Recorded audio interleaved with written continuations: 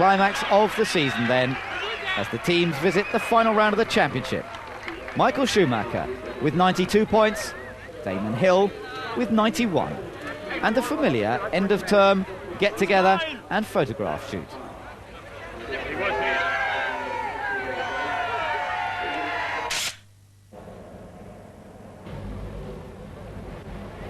For the second time in its history, Adelaide will decide the outcome of the World Drivers' Championship. At the start of the race, from pole position, it's Nigel Mansell who doesn't make a good start, but Michael Schumacher who does and gets ahead of both of the Williams into the first corner. That is probably one of the key moments of this race. A brilliant start from Schumacher once again. Mansell in trouble on the opening lap, but soon would be back into the battle for second and third places. Up front, Schumacher and Hill were showing their true class. They were stretching their legs and rapidly disappearing from the rest of the opposition. But Hill was certainly keeping with Schumacher. Behind them, the battle was going on for third place between Mika Hakkinen and Nigel Mansell.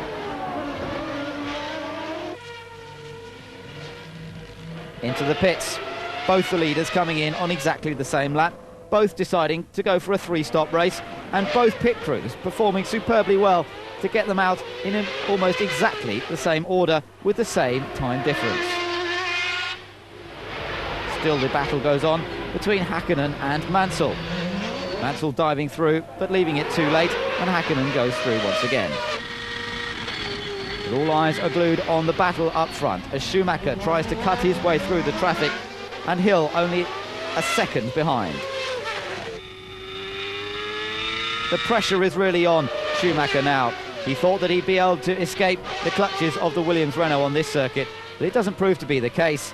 Meanwhile, Hakkinen finally makes a mistake, as does the man up front. Schumacher goes off, runs wide, Hill goes for the gap. There's contact between the two, and the deciding moment of the World Championship is made. Schumacher ends up in the tyre wall. Damon Hill's front left suspension is damaged, and they're both to exit the race in controversial circumstances. On board once again, we can see the wheel of Damon Hill come into the side pod of Michael Schumacher. Schumacher at this moment thinking that perhaps it was all over for him, not knowing that Damon Hill was in the pits, unable to have his car repaired.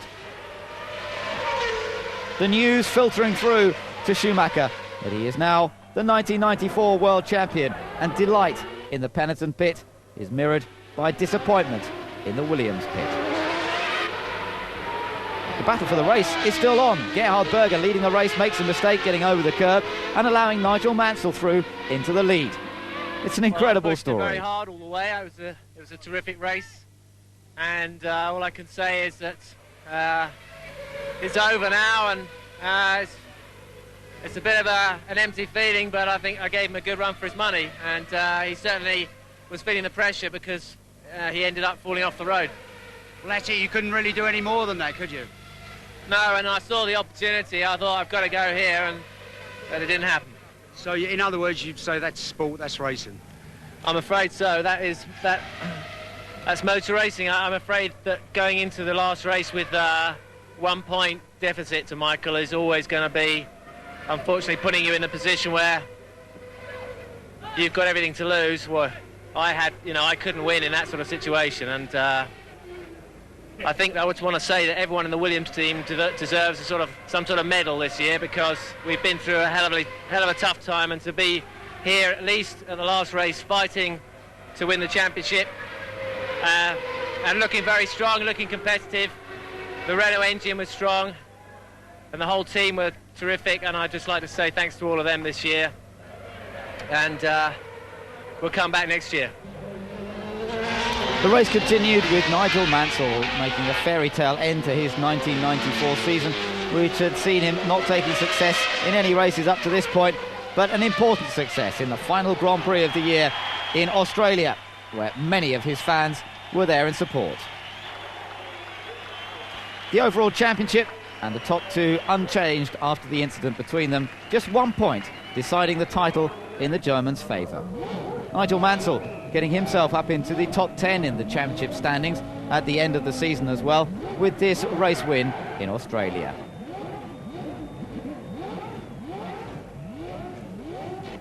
It was a sad way to end the championship year, and everyone felt a little bit of an anticlimax after the coming together between the two drivers. But it had been a wonderful battle through the last few races.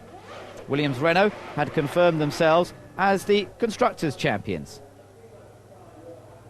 And that perhaps made up for some of the disappointment of losing the driver's title for Damon Hill. Mansell's delight was obvious to everybody at the end of the race. Gerhard Berger also a very happy man, and Martin Brundle getting the McLaren Peugeot in its final outing onto the podium once again.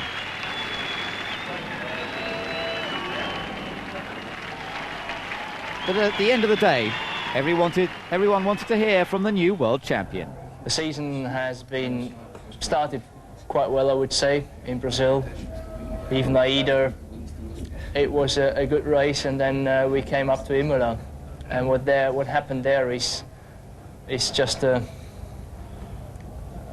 when I talked about nightmare in the before, then I have to say it's in the other direction, and all of us know what kind of feelings we had to make about this in particular for Ayrton, but as well for Roland and as well for Carl, what happened in Monte Carlo.